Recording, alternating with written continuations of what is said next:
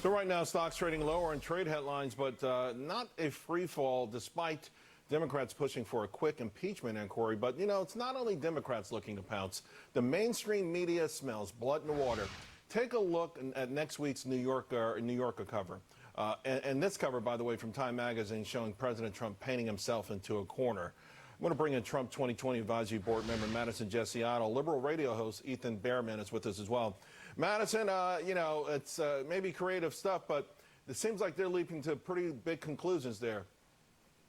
Well, this isn't the first time that we've seen this, Charles. As you know, back in 2017, when President took office, they started on the Russian collusion hunt, and they're now continuing 2.0 of that. I mean, it's a witch hunt. It's a continual fishing expedition by the Democrats and the mainstream media. It's very, very disappointing to me to see that the mainstream media on so many occasions in the past, and obviously again today, has reached a conclusion before finding the facts. They've come up with what they decide they want to happen, and they go and seek facts to support that versus going out and seeking the facts and finding the truth. And so it's a grave misjustice, and it's super disappointing. Ethan, for the most part, the mainstream media always sides with Democrats. So I've never heard too many Democrats complain, but is there something fundamentally wrong, though, when the media sort of starts to leap to conclusions, particularly after the string to Madison's point, of times that they've been wrong?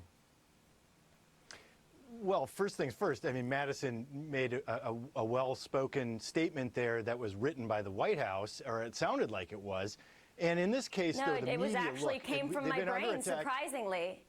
Okay, well, it sure sounded like a well-written statement. How do you know what the White House statement sounds like? Are you in my email chain? With words on my President Trump's been attacking the media from day one. He's been calling them names. He calls them the enemy of the people. You don't think that after, by the way, right here on Fox Business, Neil Cavuto laid out a very nice argument of why the president needs to stop doing that. So, of course, the media I know, I'm not asking about President Trump, though. I'm just saying, though, does the media, though, are you worried, though, that the media, you know, we're not, this is a segment, though, is about the media, how they've treated President Trump. And almost weekly, there's a retraction. 2 days ago, in my inbox from the Washington Post, a correction. So-and-so didn't rebuke the White House. Almost every week there's something like that. A few times the markets have moved negatively on false headlines, and it feels like the media is just in a rush to crush this president, Ethan. Well, we do have two different things that we're talking about there. One, I will agree with you, Charles, that there is an issue right now where editors and associate editors are not doing enough of the checking before we rush things out in the current 24-hour news cycle. So too many retractions are happening. You're not wrong on that. I actually agree with you, Charles. I don't like that either. However, you know, like that Time Magazine cover, this was a self-inflicted wound that President Trump did to himself.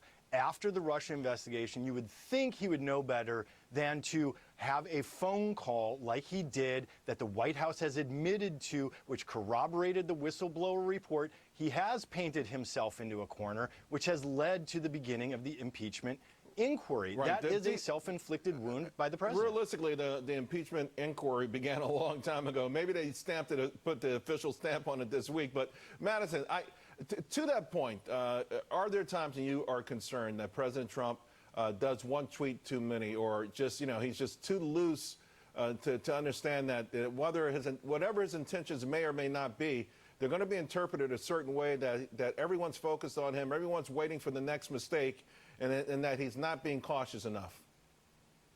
I don't think that's the case. And I think when we look back to 2015 and 2016, we look back to that election cycle, part of why President Trump won over 16 other well-known Republican candidates is because of the fact that people across this country felt as though he was speaking directly to them. He bypassed the mainstream media, which many people were disappointed with already back then, and of course very disappointed with now, today. He bypassed them. He speaks directly to the people. Of course, there's going to be people complaining sometimes. They aren't going to like everything he says. I get that. Nobody's going to agree with somebody 100% of the time, but overall, he's produced results, and I think the mainstream media has been wildly unfair to him. And again, when we go back to those retractions that you guys mentioned, I mean, we're seeing not only way too many, but many people are never hearing the retractions, so they're hearing the fake news, and then they never end up seeing the truth. We remember the headlines, and we don't remember the retractions. I'm getting told to wrap, Ethan, so please, just yes or no, are the Democrats going to really push this impeachment all the way, or did Nancy Pelosi just sort of give a little bit to the far left?